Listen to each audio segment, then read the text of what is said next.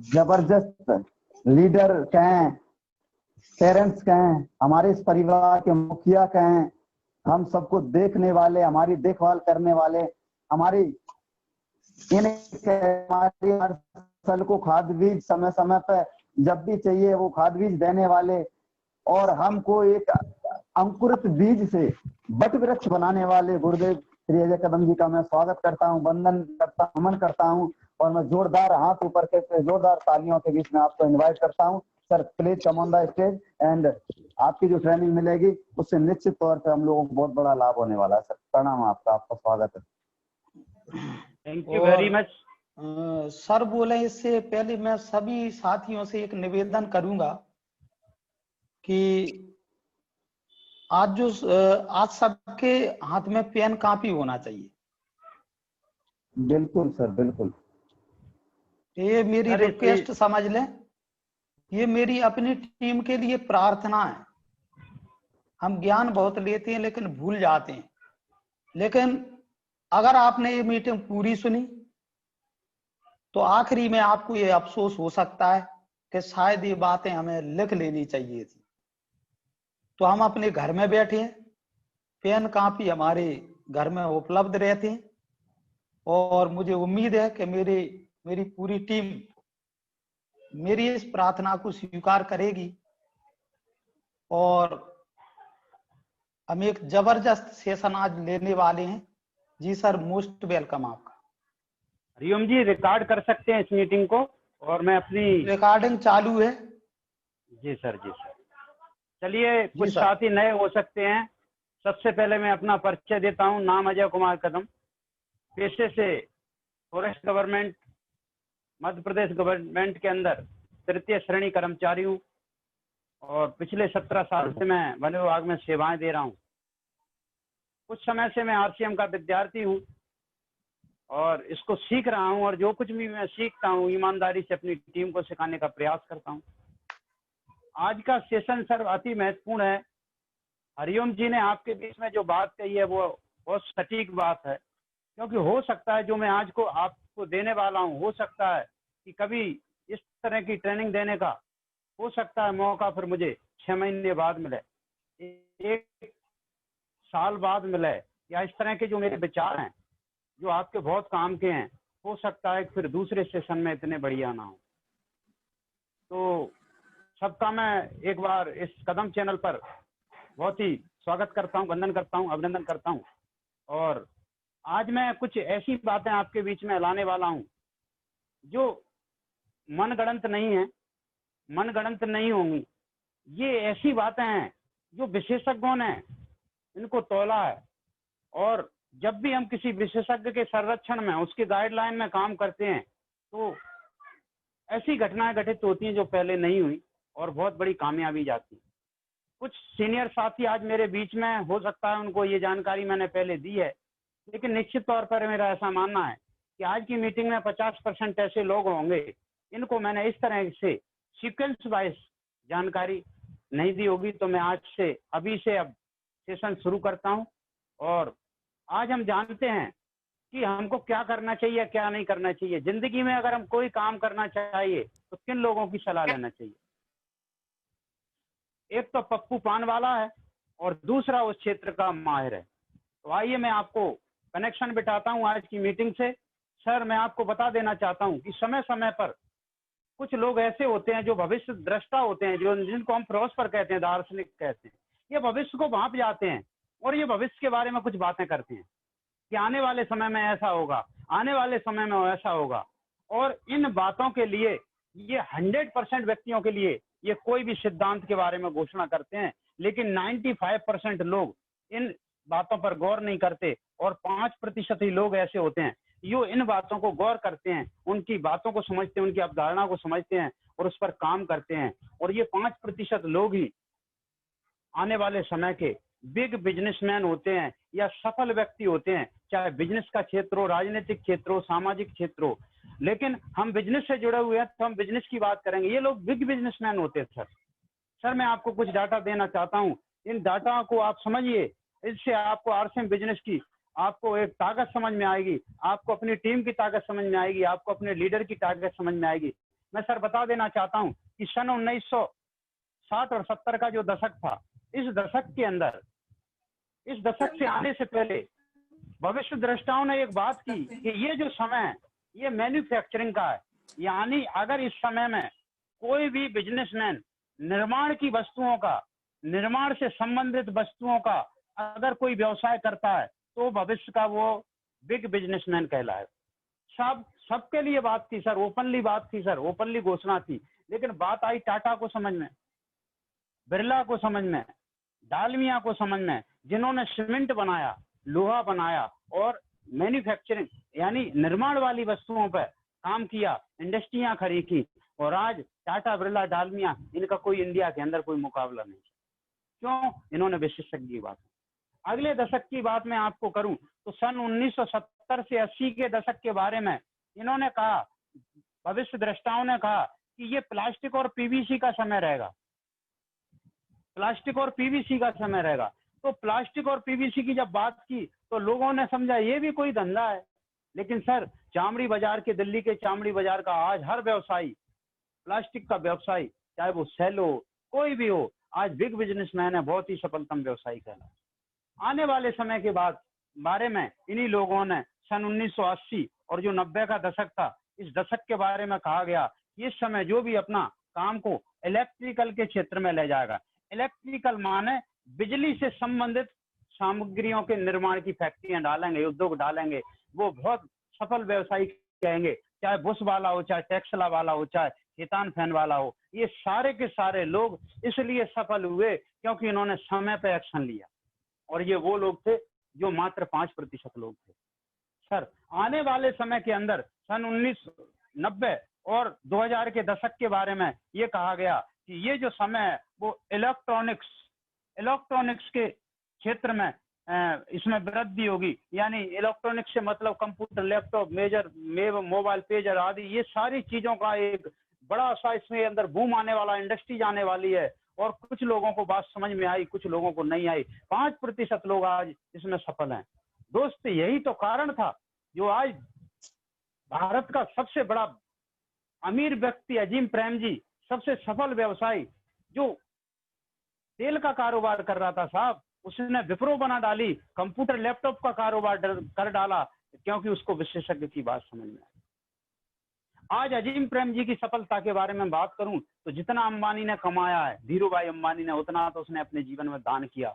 ये समय के अनुसार और भविष्य दृष्टाओं की बात को मानने, स्पेशल व्यक्तियों की बात मानने का रिजल्ट है सर। आइए आगे मैं आपको बताता हूं कि सन 2000 और 2010 का जो दशक था, इस दशक के बारे में जो कहा गया कि ये जो दौर है ये स्टेज का रहेगा, मंच का रहेगा। सर 2000 और 2010 के बीच में खिलाड़ियों का गोल्डन टाइम, एक्टरों का गोल्डन टाइम, राजनेताओं का गोल्डन टाइम, जो भी मंच से जुड़ा, इवन डायरेक्ट सेलिंग का भी, क्योंकि ये भी मंच से जुड़ा कारोबार था, तो ये भी बिजनेस वहां पर उठा। जिन लोगों ने इन क्षेत्रों में काम किया, चाहे युवराज ले लो, धोनी ले लो, जो भी थे, सब कुछ बड़े के बड़े हो गए, बहुत बड़े लोग हो गए। आने वाले समय के बारे में कहा गया कि 2010 से लेकर और आने वाला 2020 और इससे आने वाला समय एक ही चीज का है, उस चीज का नाम है नेटवर्क मार्केटिंग, डायरेक्ट सेलिंग। क्या? Direct selling. जी हाँ, नेटवर्क मार्केटिंग, डायरेक्ट सेलिंग का आज युग स्टार्ट हो चुका है। और ये मैं नहीं कह रहा, ये बड़े बड़े फिलोसफर कह रहे हैं कि आने वाला समय डायरेक्ट सेलिंग का है, नेटवर्क मार्केटिंग का है। सोचो साथियों, आपकी कैसी तैयारी होनी चाहिए। डायरेक्ट सेलिंग का है सर। साथियों मैं आपको बता देना चाहता हूं, ये डायरेक्ट सेलिंग कोई नई चीज नहीं है, लेकिन ये बूम का समय है। थोड़ा सा मैं आपको डायरेक्ट सेलिंग के बारे में यहाँ पे थोड़ा सा समझाना चाहूंगा, क्योंकि मैं आज कोई कमी नहीं छोड़ना चाहता कि आपके बीच में कोई ऐसी चीज रह जाए जिस वजह से आपको अफसोस हो कि काश मेरे को ये बात समझ में आती। सर मैं आपको बताऊं, डायरेक्ट सेलिंग का जन्म अमेरिका के अंदर हुआ आज से 70 साल पहले। 70 साल पहले ट्रेडिशनल कारोबार पूरी दुनिया में था, सबसे पहले अमेरिका में डायरेक्ट सेलिंग आया। दो लोगों ने सोचा कि क्यों ना डायरेक्ट माल को बेचा जाए, तो इसकी क्वालिटी बेहतर मिलेगी कंज्यूमर को, और प्रोडक्ट सस्ता मिलेगा, और इवन हमारा फायदा भी बड़ा होगा। प्रथम 20 साल अमेरिका में डायरेक्ट सेलिंग को संघर्ष करना पड़ा। न सरकार मानने को तैयार थी, न पब्लिक मानने को तैयार थी। लेकिन 20 साल के इतिहास में एक घटना घटी, वहां बहुत बड़ा राजस्व सरकार को टैक्स के रूप में मिलने लगा। हर समाज के अंदर कुछ लोग लाख, 2 लाख, 5 लाख डॉलर कमाने वाले, डॉलर रुपए में कमाने वाले व्यक्ति दिखने लगे। अमेरिका गवर्नमेंट को समझ में आया इससे 2 समस्याओं का समाधान, एक तीर से 2 निशाने हो रहे हैं। एक तो बेरोजगारी दूर हो रही है और दूसरा गवर्नमेंट को राजस्व मिल रहा है।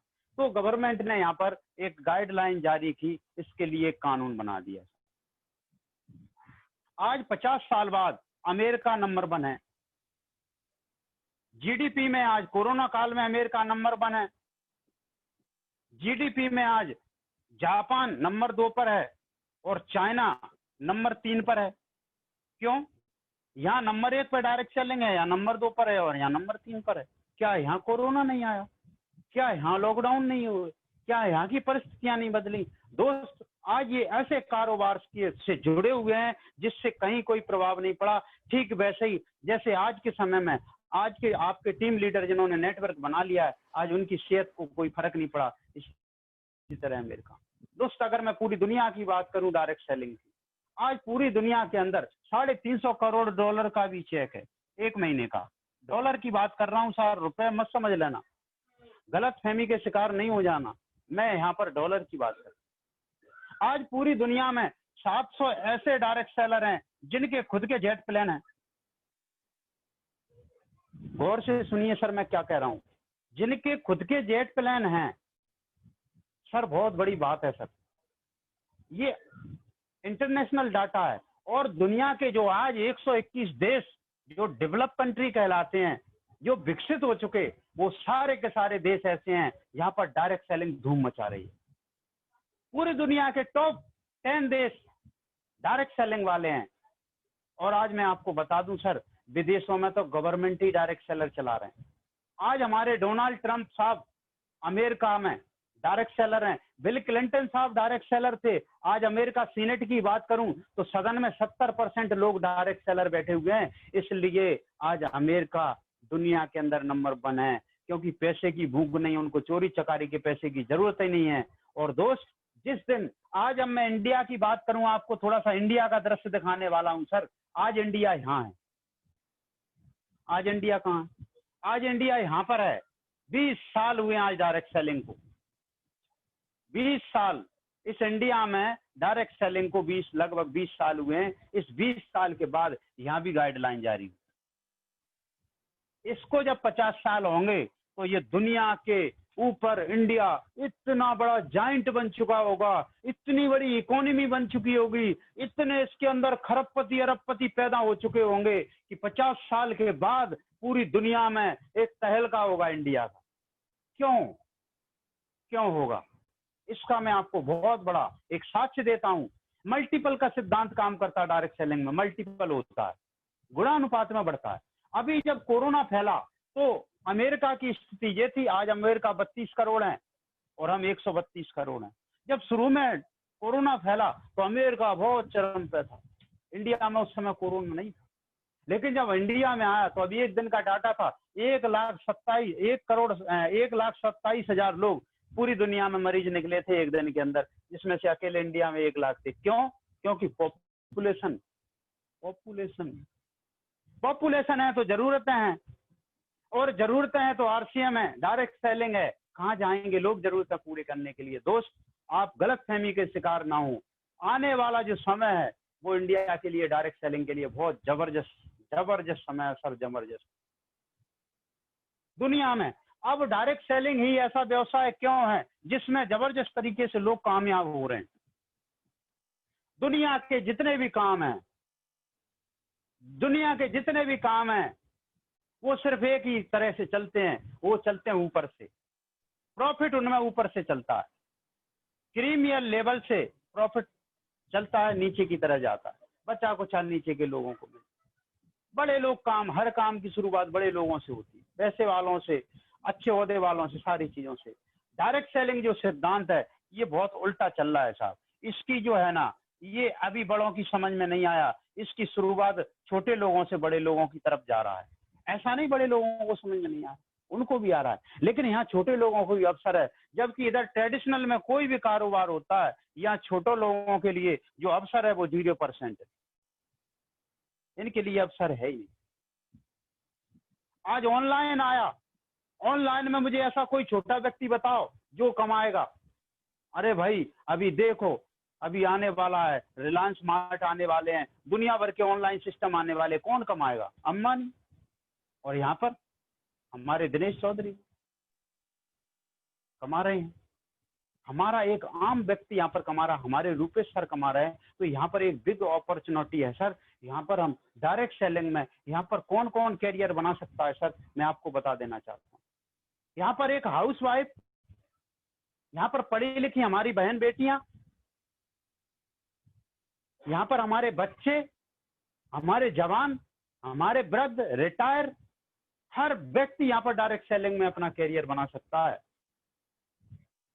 दोस्त, इस सिस्टम को आप समझो। इस सिस्टम की आज वो बात नहीं है जहां से मैंने आपको शुरू की थी। अब ये बड़े लोगों को समझ में आने लगा, ये बड़े लोगों को समझ में आने लगा और ये लोग इंडस्ट्रीज में आ गए। अब जब बड़े लोग काम करेंगे तो इनका प्रॉफिट आप कैसे लेंगे? इनका प्रॉफिट लेने का एक ही तरीका है, आप इस इंडस्ट्रीज में आइए, आप इस इंडस्ट्रीज में आइए, इस इंडस्ट्रीज को ज्वाइन करिए और अपने बिजनेस को लगातार सीखिए और बढ़ाइए। और एक दिन ऐसी घटना घटेगी कि कोई भी ऐसा बड़ा शख्स आपके बिजनेस में आएगा और आपको जमीन से उठाकर चांद तक ले जाएगा। क्यों? उसकी काबिलियत ही अलग है सर। खुशकिस्मत हैं आप, अभी बड़े लोगों की इसमें एंट्री धीरे धीरे शुरू हुई है। आप जब तक इनको समझ में आए पूरी तरह से आप अपना नेटवर्क बना लीजिए, और जब इन लोगों की समझ में आएगा, ये तलाशेंगे कि आरसीएम ज्वाइन करना है तो डबरा के अंदर कौन, अरे बोले सबसे बड़ी पिन है वहां पर कदम साहब है एक उनकी है, तो वो कदम साहब से कहेंगे साहब अपना स्पॉन्सर नंबर दीजिए, मैं बिजनेस करना चाहता हूँ, और स्पॉन्सर नंबर मैं दूंगा, वो अपने आप से ज्वाइनिंग डालेंगे और अपना काम चालू कर देंगे, मेरे से पूछेंगे भी नहीं कैसे होता। ऐसे लोग आने वाले। अब मैं आपको बताता हूं कि डायरेक्ट सेलिंग की खूबसूरती क्या है, क्यों लोग पसंद करते हैं, क्यों इसमें एक आम आदमी कर सकता है। इसमें सर कोई इन्वेस्टमेंट नहीं है। जब इन्वेस्टमेंट नहीं है तो नो बॉस नो लॉस। यहाँ किसी का कोई बॉस नहीं है। यहाँ पर हमको IBO नंबर मिलता है, इंडिपेंडेंट बिजनेस ओनर बनते हैं हम। क्योंकि हमने कुछ लगाया नहीं है तो नो लॉस, और इंडिपेंडेंट बिजनेस ओनर है तो नो बॉस। तो इस तरह के काम को आप कर सकते हैं, इसमें अपार संभावना है। अब बात ये आती है सर कि यदि आप डायरेक्ट सेलिंग करना चाहते हैं तो आपको एक मजबूरी है आपके साथ बहुत बड़ी, आपको कोई भी डायरेक्ट सेलिंग कंपनी का चयन करना पड़े। सर अभी तक मेरी चर्चा में मैंने सिर्फ एक बात आपको बताना चाहिए कि इस दुनिया का आज के समय का समकालीन सबसे बेहतरीन और सबसे शानदार सिस्टम है डायरेक्ट सेलिंग। अगर हमको सपने पूरे करना है, अगर हमारे पास बड़ी बड़ी कारें, बड़े बड़े बंगला और हमारे बच्चों की एक शानदार लाइफ स्टाइल अगर देना चाहते हैं, आप जनरेशन इनकम देना चाहते हैं, तो आपको डायरेक्ट सेलिंग करना चाहिए। क्यों? डायरेक्ट सेलिंग आपको यहाँ पर 95% लोगों से निकालकर 5% लोगों में लाती है। और ये 5% लोग कौन है? ये 5% लोग साहब ऐसे लोग हैं जिनके पास बहुत ज्यादा पैसा है। अगर ये किसी चीज को खरीदने की सोचें तो बैंक अकाउंट देखने की जरूरत नहीं। ये 5% लोग ऐसे हैं, इस पैसे से अपने समय का एंजॉय कर सकते हैं। ये 5% लोग ऐसे हैं जो भविष्य के ऊपर चिंतित नहीं है। ये कौन है? मैं आपको बताता हूं सर। 2% लोग हैं यहाँ पर खानदानी रईस। आज मान लो सिंधिया जी के घराने में कोई पैदा हो तो सिंधिया जी को भविष्य की क्या टेंशन है? बताओ, पैसे की कमी है, समय अपने हिसाब से जीते हैं और भविष्य का भी कोई मैटर नहीं। 2% लोग और हैं यहाँ पर, 2% लोग और हैं दुनिया में, वो है रॉयल्टी धारक, वैज्ञानिक, लेखक, ये सारे लोग हैं। और 1% लोग इस इंडस्ट्रीज के अंदर यहाँ पर इन्वेस्टर भी आ जाते हैं। 1% लोग यहाँ पर हैं मात्र जो हैं हमारे नेटवर्क। यहाँ पर ये इन्वेस्टर लोग हैं जो बड़े बड़े इन्वेस्ट करते हैं बहुत बड़ा, और यहाँ पर नेटवर्कर आते हैं आपके, यहाँ आते हैं आपके रॉयल्टी धारक नेटवर्क के माध्यम से। सर बहुत गजब की बात है सर, आपको डायरेक्ट सेलिंग के माध्यम से 95 में से 5% में जाने का पूरा मौका है, 100% मौका है। आइए हम जानते हैं कि डायरेक्ट सेलिंग अगर आप करना चाहते हैं तो मैंने एक आपसे बात कही कि आपको एक बहुत शानदार लीगल डायरेक्ट सेलिंग कंपनी का चयन करना पड़ेगा। ये बात मैं इसलिए कह रहा हूं दोस्त, आप हर चीज कमा सकते हैं, समय नहीं। मेरी बात को समझना, मेरे इस सेशन के अंदर बहुत सारे ऐसे लोग होंगे जिनका जो टाइम है वो बहुत महत्वपूर्ण टाइम चल रहा होगा, इसमें जिंदगी का बहुत ही शानदार टाइम जिसमें बहुत बड़ा कर सकते हैं वो चल रहा होगा। अगर मान लो आपने ये टाइम गलत डायरेक्ट सेलिंग में लगा दिया तो आपका क्या होने वाला। दोस्त, मैं आपको सबसे पहले डायरेक्ट सेलिंग क्या है इसकी थोड़ी सी डेफिनेशन आपको बताना चाहता हूं। डायरेक्ट सेलिंग का मतलब है प्रोडक्ट के थ्रू, प्रोडक्ट की सेल के थ्रू बिजनेस करना। इसके अलावा इसका कोई मतलब नहीं है। डायरेक्ट सेलिंग का मतलब है अगर कोई कंपनी प्रोडक्ट बेचकर, प्रोडक्ट भिजवाकर उसके प्रॉफिट में से आपको पैसा दे रही है, आपका बिजनेस कर रही है, this is a direct selling. Number 1, direct selling की गाइडलाइन के अनुसार वो कंपनी डायरेक्ट सेलिंग मानी जाएगी जो प्रोडक्ट के थ्रू आपका व्यापार करती है। नंबर 2, वो कंपनी डायरेक्ट सेलिंग मानी जाएगी, गाइडलाइन के अनुसार काम करेगी, जो सरकारी नियमों के अनुसार प्रत्येक ग्राहक की केवाईसी लेगी। आज आरसीएम में केवाईसी कराना टेढ़ी खीर है साहब। अगर कहीं भी कोई कागज में कमी है, अगर कहीं भी कोई पेपर में कमी है या कोई भी चीज है तो केवाईसी ओके नहीं करती। जरा भी संदेह होती है कि ये डाउटफुल है, केवाईसी नॉट ओके हो जाती है। तीसरी चीज यहाँ पर उस डायरेक्ट सेलिंग कंपनी का आप देखें, डायरेक्ट सेलिंग गाइडलाइन क्या कहती है। डायरेक्ट सेलिंग गाइडलाइन कह रही है कि 50 से लेकर 70% प्रोडक्ट मैन्युफैक्चरिंग खुद की होना चाहिए उस कंपनी को हमको। अब ये गवर्नमेंट कहां से कह रही? गवर्नमेंट कोई भगवान देवता कुछ है? गवर्नमेंट ने भी ऐसे लोगों को सुना, ऐसे लोगों को पढ़ा जो लोग इसके बारे में विशेषज्ञ थे। तो मैं भी सर कोई मनगढ़ंत बात नहीं कर रहा सर, मैंने भी बड़े बड़े लोगों को पढ़ा, मैंने भी ऐसे डायरेक्ट सेलरों को पढ़ा, ऐसे कामयाब लोगों को पढ़ा जिन कामयाब लोगों ने दुनिया के अंदर डायरेक्ट सेलिंग के झंडे गाड़े। और मैं आपको बताऊं कि डायरेक्ट सेलिंग में अगर आपको किसी कंपनी का चयन करना है तो दुनिया के सबसे पहले अरबपति व्यक्ति ये पॉल गेट्टी हुए। ये पॉल गेट्टी हमारी मदद करते हैं कंपनी के चुनाव में। अगर डायरेक्ट सेलिंग करना है कंपनी के चुनाव में मदद करते हैं। मैंने एक राइटर आनंद कुमार श्रीवास्तव जी को पढ़ा, उन्होंने भी कुछ गाइड किया है यहाँ पर कि किस तरह की कंपनी का हमको चयन करना चाहिए डायरेक्ट सेलिंग की। तो मैं अब सीधे मुद्दे पर आता हूं कि अगर बात टिक गई, डायरेक्ट सेलिंग समझ में आ गई तो बात टिक गई किस कंपनी के साथ डायरेक्ट सेलिंग करें। भाई मेरे, यहाँ पर डायरेक्ट सेलिंग चुनने का कुछ सिद्धांत है। नंबर 1, कंपनी प्रतिष्ठित हो।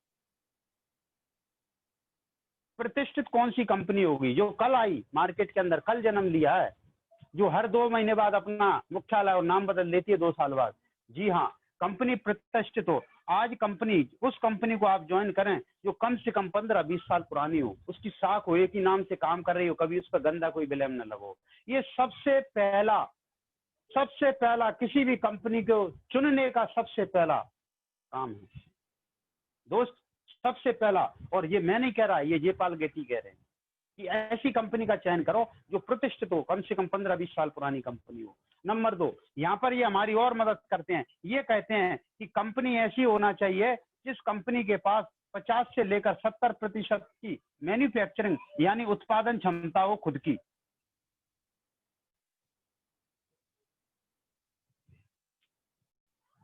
क्यों ऐसा? एक बहुत जोर से कंपनी काम की शुरुआत में, मार्केट के प्रोडक्ट लेके आई, मार्केट से ज्यादा उसने बेच दिए क्योंकि बड़ा टाई अप होता है होलसेल रेट पे, उसी होलसेल रेट पे डायरेक्ट सेलिंग देती है। मार्केट में उसकी पिटने लगी तो उसने पूरे प्रोडक्ट देना बंद कर दिया, कंपनी का आज पता ही नहीं। तो सर यहाँ पर कंपनी के प्रोडक्ट खुद के हों। और तीसरा, कंपनी के प्रोडक्ट जो हैं वो वैल्यू फॉर मनी हो। कैसे हो? रीजनेबल रेट पर हो, हर व्यक्ति की पहुंच में हो, हर व्यक्ति उसको खरीद सके, ऐसे प्रोडक्ट होना चाहिए। अब यहाँ पर बात आती है चौथी बात कि ऐसी कौन सी कंपनी है या और क्या मापदंड हो सकते हैं कंपनी के। दोस्त, अगला मापदंड है इसके डिलीवरी सेंटर। डिलीवरी सेंटर यानी हम अगर आरसीएम की भाषा में कहें तो पिकअप सेंटर, काउंटर जहां से हम उनके प्रोडक्टों की परचेज कर सकें। आज एक कंपनी बहुत अच्छा आती है मार्केटिंग प्लान लेकर, लेकिन उसके प्रोडक्ट ग्वालियर में वो काम करना चाहती है और प्रोडक्ट भोपाल से बाय कोरियर आएंगे सर, तो कितने बढ़िया तरीके से आप बिजनेस कर सकते हैं दोस्त। ये भी अति महत्वपूर्ण बात है। दूसरी चीज, सबसे अति महत्वपूर्ण चीज है कि अगर हम कंपनी के चयन पर ध्यान दे रहे हैं तो इन विशेषज्ञों की माने तो कंपनी एक ऐसी कंपनी का हमको चयन करना चाहिए जो एफएमसीजी को भी कवर करे, इसको भी कवर करे। ज्यादातर कंपनियां मार्केट में 5 या 10% के प्रोडक्ट को कवर करने की पॉलिसी रखती हैं। आज आरसीएम अनलिमिटेड क्षेत्र को कवर कर रही है। सर आने वाले 2025 तक मार्केट का ऐसा कोई माइकल कोई प्रोडक्ट नहीं होगा जो आरसीएम के अंदर नहीं मिले। तो हमको इसका बहुत अच्छी तरह से ध्यान देना चाहिए कि कंपनी के पास एफएमसीजी प्रोडक्ट होना चाहिए।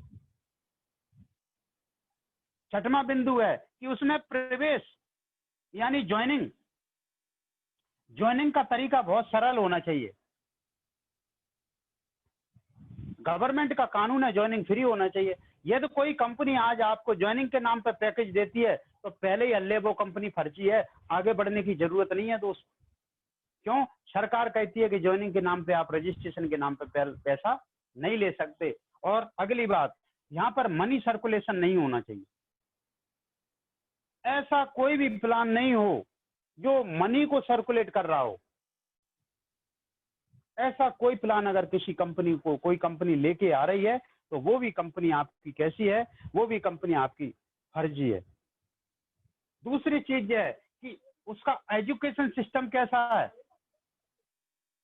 कंपनी बहुत बढ़िया, प्रोडक्ट बहुत बढ़िया, कोई बताने वाला समझाने वाला नहीं है और अपन एक टिकाए जा रहे हैं, लोगों को टिकाए जा रहे हैं। जहां तक टिकता है चलता है, उसके बाद हम वो लोग। अब मैं आपको थोड़ा सा आरसीएम के बारे में बताना चाहता हूं कि ऐसी एक ही कंपनी है इस भारत के अंदर जिसका नाम है सिर्फ और सिर्फ आरसीएम बिजनेस, जो पूरे के पूरे जेपाल गेट्टी के नियमों को फॉलो करती है, जो भी भारत सरकार की गाइडलाइन को, पूरी दुनिया की डायरेक्ट सेलिंग की गाइडलाइन को फॉलो करती है। और एक ही कंपनी है, इकलौती कंपनियां भारत की, जिस कंपनी का नाम है आरसीएम बिजनेस। आइए साथियों, मैं आपको बताता हूं कैसे है। सर हमारी कंपनी 20 साल पुरानी है। हमारी कंपनी का 70% उत्पादन कंपनी खुद कर रही है, मैन्युफैक्चरिंग यूनिट है। हमारी company product value for money देती है। सर मुझे बड़ा दुख हुआ, एक दिन अभी एक किसी डायरेक्ट सेलर ने मुझे बताया कि साहब कोई एक ऐसी कंपनी है जो 80 रुपए में 75% टीएफएम का साबुन बेच रही है, 100 ग्राम का। आरसीएम बेच रही है 20 रुपए में। 75% टीएफएम और 100 ग्राम का साबुन। Sir product value for money होना चाहिए। ऐसा तो नहीं कहीं कोई कंपनी टोपी घुमा रही हो। अरे भाई 80 रुपए का साबुन लगाएगा, 80 रुपए में तो पूरे महीने भर लगा लेगा आरसीएम में आदमी। 4 साबुन आ जाएंगे, सिंगल परिवार है, पूरा महीना निकल जाएगा। Sir product value for money होना चाहिए। हमारी कंपनी वैल्यू फॉर मनी देती है। डिलीवरी सेंटर की बात करें, आज पूरे भारत के अंदर 10 से लेकर 12,000 पिकअप सेंटर लीगल रूप से वर्किंग कर रहे हैं और करीब इस साल 15,000 पिकअप सेंटर खोलने की बात करी जा रही है। और पूरे भारत के अंदर 1 करोड़ डिस्प्ले वाल। सर ऐसा डिलीवरी सिस्टम किसके पास होगा, ये कभी कोई सोच नहीं पा सकता। आरसीएम की कभी कोई कॉपी नहीं कर सकता और एफएमसीजी को आरसीएम कवर करता है। सर आपकी जरूरत का हर छोटा बड़ा सामान आरसीएम में मिलता है और आने वाले समय में कोई भी प्रोडक्ट ऐसा नहीं होगा जो आपको बाहर से परचेज करना है। आने वाले समय में मनी सर्कुलेशन की बात करें, मनी सर्कुलेशन आरसीएम के अंदर होता ही नहीं। अभी कंपनी ने, लोग सोच रहे थे कि कंपनी परसेंटेज देगी, लोग पागल हो गए, कंपनी ने प्रोडक्ट दिया। अरे भाई मनी सर्कुलेशन नहीं होता, यहाँ मनी सर्कुलेशन नहीं होता। भले ही उद्देश्य कैसा ही हो, लेकिन कंपनी कहती है कि मनी सर्कुलेट नहीं होना चाहिए। हम पर कोई ब्लेम भी नहीं लगा सके तो हमारी कंपनी दूरों तक मनी सर्कुलेशन नहीं। Education system unique in world, हमारे सारे कोर लीडर एजुकेशन दे रहे हैं। हमारी कदम कोर टीम है एजुकेशन दे रही है। पूरे भारत के लोग जूम के माध्यम से रोज हजारों लोगों को एजुकेशन दे रहे हैं। ऐसा शानदार सिस्टम सर किसी कंपनी के पास हो ही नहीं सकता। और इकलौती एक ऐसी कंपनी है जिसको चयन करना चाहिए, जो दुनिया का पहला अरबपति है, जिसके अनुसार पूरे मार्केटिंग के सिद्धांतों को फॉलो करने वाली एक ही मात्र इकलौती कंपनी है, वो कंपनी है आरसीएम बिजनेस।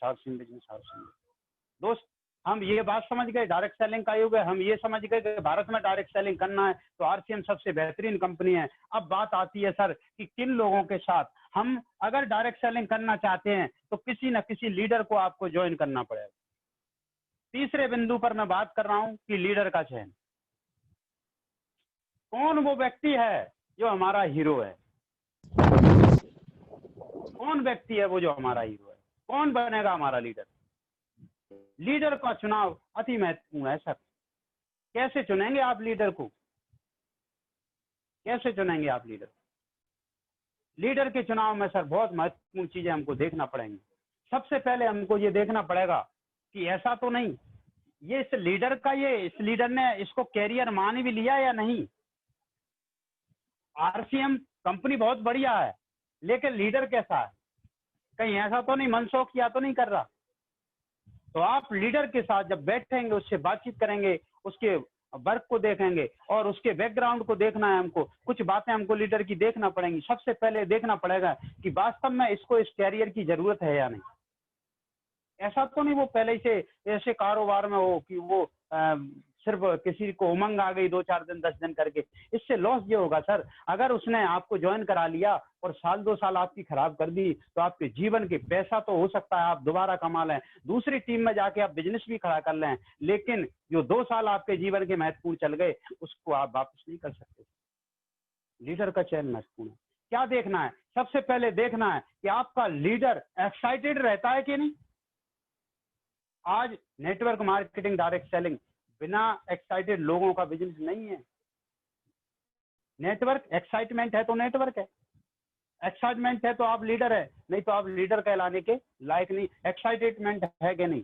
लीडर आप जिस व्यक्ति से ज्वाइन कर रहे हैं उसका लर्निंग एटीट्यूड है कि नहीं। ऐसा तो नहीं कि कोई व्यक्ति बात कर रहा है उसका सीनियर और वो ऐसे बैठा है, ऐसे देख रहा है, ऐसे देख रहा है, ऐसे देख रहा है, कोई बात को तवज्जो भी नहीं दे रहा। हाँ वो हो जाएगा, सब हो जाएगा। अरे सर वो आप तो फार्म भरो, सब कुछ कंप्लीट नहीं सर। देखना पड़ेगा उस लीडर का लर्निंग एटीट्यूड है। जो सीखता है वो जीतता है, जो सीखता है वो जीतता है, जो सीखेगा वो जीतेगा।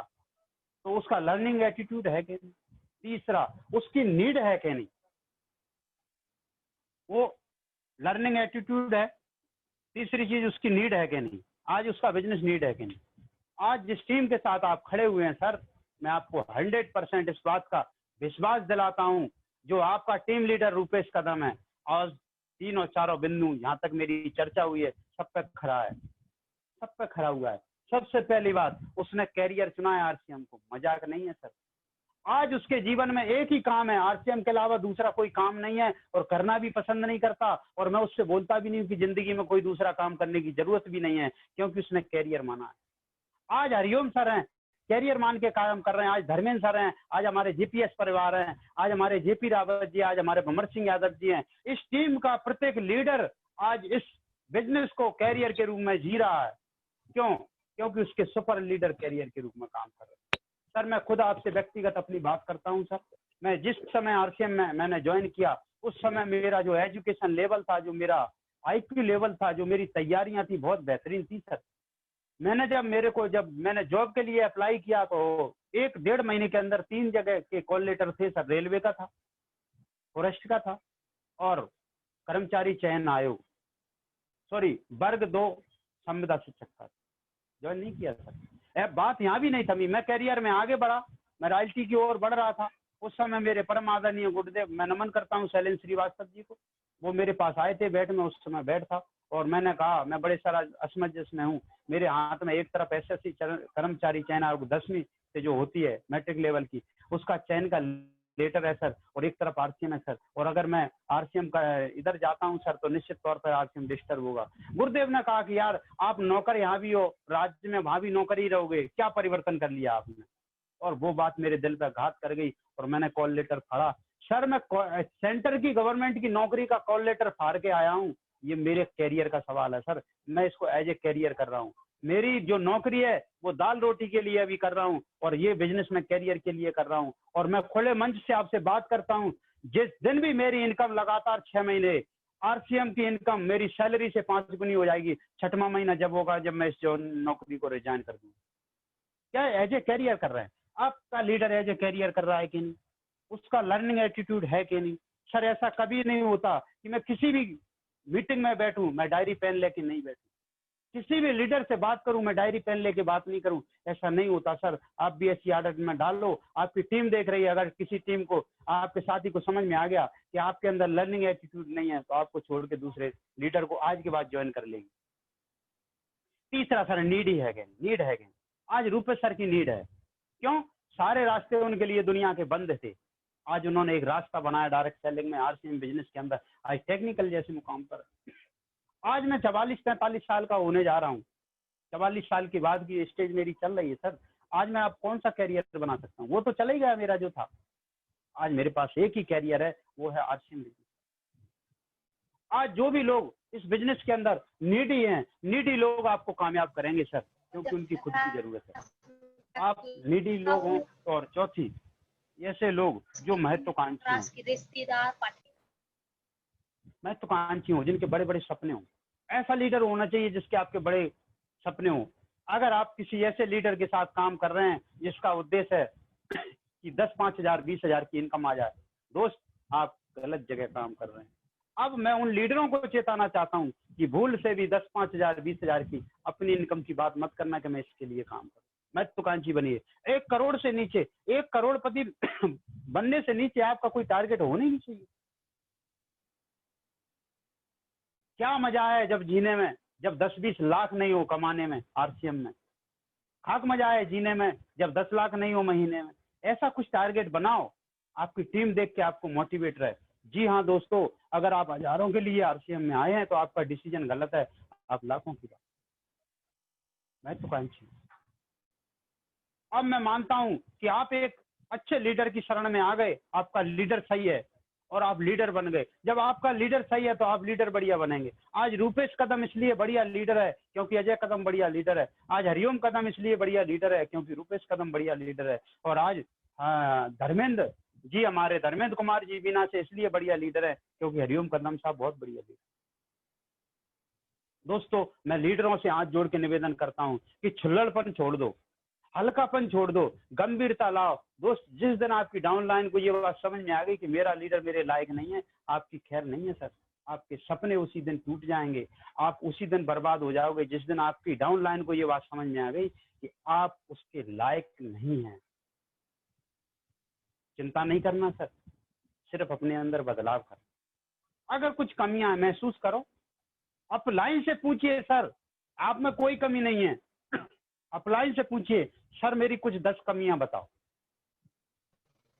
ये बहुत गंभीर बात मैं आपसे कर रहा हूं। 10 कमियां अपलाइन से पूछ, और अगर एक भी बता दे तो उसको सुधार लेना, उसको सुधार। अगर ऐसा किया तो आप एक कामयाब लीडर बनेंगे। अब बात ये आती है कि अब आप लीडर बन गए और इस बिजनेस में, और अब आती है आपकी टीम बनाने की बात। जब आप लीडर कब कहलाएंगे? आप एजुकेशन अकेले से देखो, लीडर बनने के लिए सबसे पहले आपको बेहतरीन एजुकेशन लेना चाहिए। अपने सेल्फ परिवर्तन आपको करना है, अनुकूलन में डालना है, ड्रेसअप होना है और बिजनेस एटीट्यूड में आना है, आपको लर्निंग मोड में आना है। ये सारी चीजें लीडर की एक आवश्यकता है। ये सारी चीजें आ गई। अब आपको वॉल्यूम चाहिए, बिजनेस चाहिए, पैसा चाहिए, तो टीम बनाना। अब आपने कुछ लोगों को ज्वाइन कराया, ये आपकी टीम है, इसमें राम श्याम कल्लू मल्लू जो भी है, ये सारे लोग ज्वाइन है। अब आप एक टीम लीडर है और आपके पास का जो समय है वो बहुत महत्वपूर्ण है। समय का ही पैसा मिलता है, टाइम बराबर मनी। एक आदमी 8 घंटे काम करता है, 8 घंटे का 200 रुपये मिलता है। और एक आदमी अपना नेटवर्क बना के 800 घंटे काम करता है, उसको 800 घंटे के हिसाब से पैसा मिलता है। टाइम का खेल है सर, गणित टाइम का। अब यहाँ पर मैं बात कर रहा हूँ कि आपको टीम बनाना है। अब आपकी टीम में 2 लोग हैं, 2 लोग मान लो इधर हैं, 2 लीडर आपके काम करना पसंद कर रहे हैं, और एक व्यक्ति ऐसा है सम टाइम वाला, सम टाइम करना है उसको। कभी जब जिंग आई, जब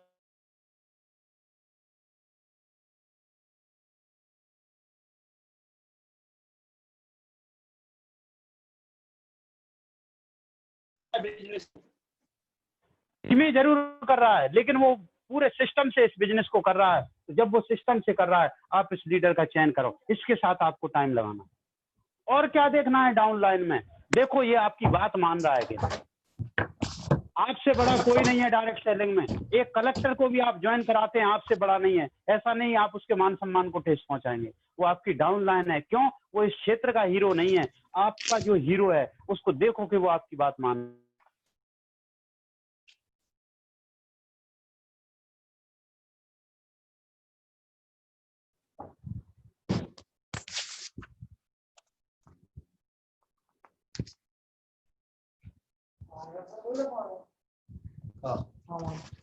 हाँ वो रखा है ना, तो बहुत कम बचो ना। उसको जांचिए, उसको समझिए, उसको परखिए, वो सेल करने की आदत डाल रहा है कि नहीं, वो जूम मीटिंग में बैठ रहा है कि नहीं, वो कॉपी डायरी पेन लेके काम कर रहा है कि नहीं। और अगर वो ऐसा कर रहा है तो आप इस व्यक्ति को भूल जाओ, ये भले ही फास्ट काम करने वाला हो,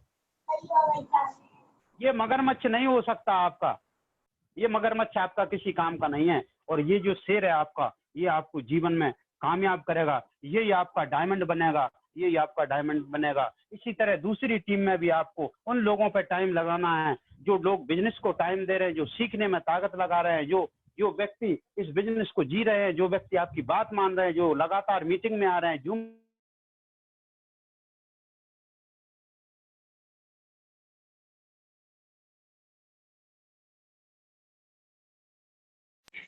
अब बात आती है यहाँ पे, अति महत्वपूर्ण बात आती है कि आपको चुनाव कर दिया, आपने ये दो लीडर चुन लिए। मान लो एक तरफ ऐसा लीडर आपको महेश समझ में आ गया और दूसरी तरफ एक दूसरा लीडर सुरेश समझ में आ गया। कैसे तैयार करें इनको, कैसे ये आपको बिजनेस देंगे? मेरी ट्रेनिंग अब 2 से 5 मिनट की है, अति महत्वपूर्ण है, सारे लोग इस बात को बहुत कंसंट्रेट होकर समझें, क्योंकि अगर ये बात समझ में आ गई तो आप एक व्यक्ति को आप महान लीडर बना सकते हैं। और अगर ये कला आपके अंदर नहीं है तो एक बड़े से व्यक्ति को भी आप खो देंगे। मान लो ये व्यक्ति महेश है, तो आप अब इसका लेग स्ट्रक्चर बनाएंगे।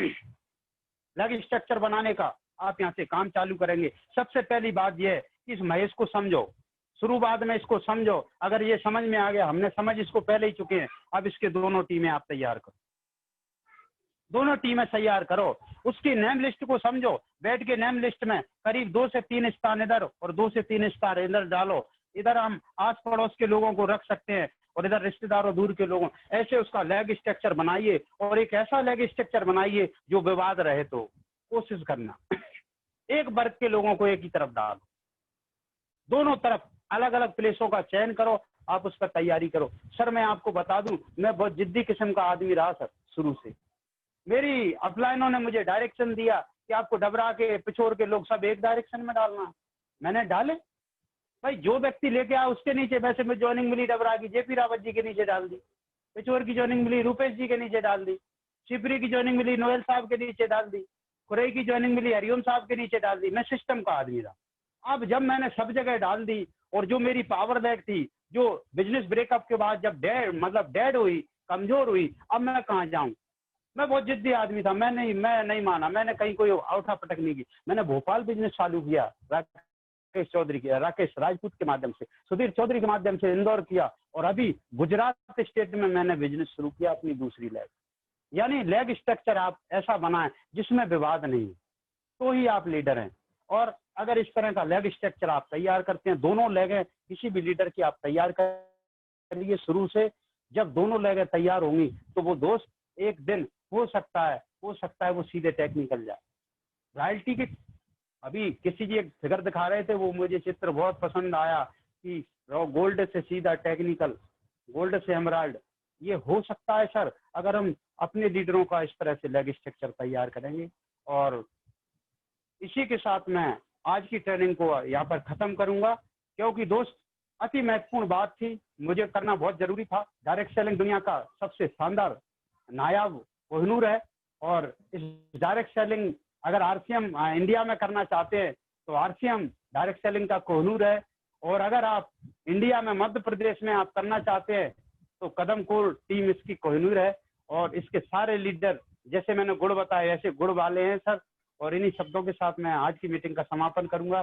दोस्तों जय आरसीएम, जय हिंद जी। हरिओम सर। जी सर, जी सर। और सर मैंने आपका एक एक शब्द आज लिखा हुआ है। पहले भी मैं आपसे इस तरीके की ट्रेनिंग ले चुका हूं, लेकिन हमेशा कुछ ना कुछ ऐसा भी हमेशा आपसे मिलता है जो पहले कभी नहीं मिला। और निश्चित रूप से मैंने आज पुराने ज्ञान में और 40% और इस संबंध में इजाफा किया है। और निश्चित रूप से ये उन सभी साथियों के लिए एक सबक है आज की ट्रेनिंग, जो किसी भी कंपनी की तरफ आकर्षित हो जाते हैं। संबंधों की खातिर डायरेक्ट सेलिंग कंपनी ज्वाइन कर जाती है, कोई भी कंपनी का चयन कर जाती हैं और बाद में फिर साल 2 साल 6 महीना करके उसको छोड़ना पड़ता है। तो सर ने जो बताया ना कि ये 2 साल आपके बहुत महत्वपूर्ण है। दोस्तों, हम अजय सर, रूपेश सर जिंदगी में कभी दूसरी कंपनी का प्लान तक नहीं देखे और उस कंपनी का ज्ञान लिया भी नहीं है। जब मिल गया तो अब तो सफलता यहीं चाहिए। और हमारे साथ से कई से लोग 10-10 कंपनियां बदल दिए और वो आज भी सफल नहीं है। तो सर की एजुकेशन में दम है और हमें 100% भरोसा रहता है। दूसरी बात, कई कंपनियों के लोग आते हैं आपके पास, पहले तो उनको समय ही नहीं देना है, और यदि समय दे दिया है तो सर के अगर आपने ये प्रश्न लिखे हो, क्या आपकी कंपनी वैल्यू फॉर मनी दे रही है? क्या आपकी कंपनी कितने साल पुरानी है? आपकी कंपनी पे प्रोडक्शन कितने % है? क्या आपकी कंपनी में एफएमसीजी है?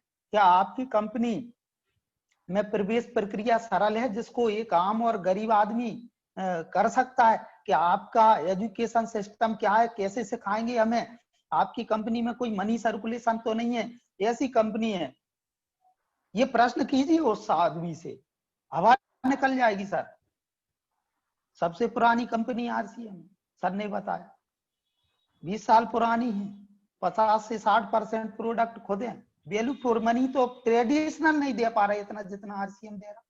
डायरेक्ट सेलिंग की तो बात छोड़िए, डिलीवरी सेंटर किसी भी कंपनी के नहीं है। और एफएमसीजी से तो अपनी कंपनी स्टार्ट होती है। दोस्तों, पहला प्रोडक्ट हमारी कंपनी का कपड़ा है, जिसके बगैर केवल पागल रह सकता है। तो कहीं ना कहीं आज सर आपकी जो लाजवाब ट्रेनिंग मिली, और निश्चित रूप से मेरी पूरी टीम को और पूरे जितने भी साथी हमारे आज इस मीटिंग में बैठे, और अच्छी बात यह है अजय सर आपके वचनों को बहुत महत्व रखते हैं। 70-75 साथी हमारे लास्ट तक रुके रहे और निश्चित रूप से ज्ञान में इजाफा हुआ। क्योंकि अब जब काम करेंगे तो हमारे लिए सबसे बड़ी एक समस्या आएगी कि कंपनियां बहुत सी हैं, बहुत सी कंपनियां हमारे सामने आएंगी, हमारे लोगों के सामने आएंगी, हमारे लोगों को भ्रमित करेंगे। आप इस एजुकेशन को अपनी टीम में ज्यादा से ज्यादा बांटिए। अगर आपने लिख लिया है, ये जिम्मेदारी अकेले अजय सर की नहीं है, आज बहुत से साथी पूरे नहीं है, हमारी तो हजारों की टीम है लेकिन 70-75 लोग हैं। लेकिन आज की इस ट्रेनिंग को इसीलिए मैं करबद्ध निवेदन कर रहा था, हाथ जोड़ रहा था, प्रार्थना कर रहा था कि आज की ट्रेनिंग को लिखिए, क्योंकि हमारे 70 लोग बैठे और 7000 की टीम है, कैसे जाएगा उन तक? कैसे जाएगा? ऐसे ही जाएगा। अगर आपने लिखी है और नहीं लिखी हो तो मेरे से मांग लेना, मैंने पूरी लिखी है, मैं आपको व्हाट्सएप कर दूंगा। कदम जी, मैं 1 मिनट आपका समय लूंगा। मैं 2 बातें बताना चाह रहा हूँ। नंबर 1 तो बात यह है कि वैल्यू फॉर मनी को आप इस प्रकार भी समझ सकते हैं कि क्या सामने वाली कंपनी आपको मार्केट रेट पर प्रोडक्ट देकर डायरेक्ट सेलिंग करा रही है। और दूसरी बात, अगर किसी व्यक्ति को अगर इस ट्रेनिंग की जरूरत है तो कदम आरसीएम यूट्यूब चैनल पर स्पेशल मेरा इस सब्जेक्ट पर एक वीडियो पड़ा हुआ है, आप उस पर विजिट कीजिए और उस वीडियो को देखिए। और जिन साथियों को आप डायरेक्ट सेलिंग समझाना चाहते हो उन साथियों को ये शेयर कराइए, इस चैनल को सब्सक्राइब कराइए सर। जी सर। जी सर।